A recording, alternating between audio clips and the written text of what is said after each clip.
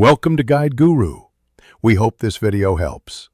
In this video, I will show how to jack up a Chrysler Town and Country. Start by parking on flat ground and engaging the parking brake immediately.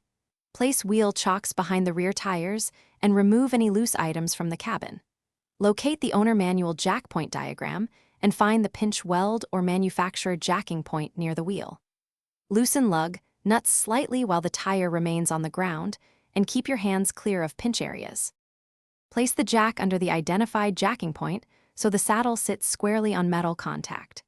Pump the jack handle slowly while watching that the vehicle rises evenly without shifting.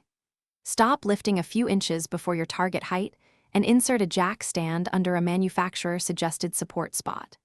Lower the vehicle slightly onto the stand so weight transfers fully to the stand before working underneath the van for any repairs or tire changes. Once the van is raised to the desired height, place jack stands beneath strong frame points and lower the vehicle so the stands carry the load.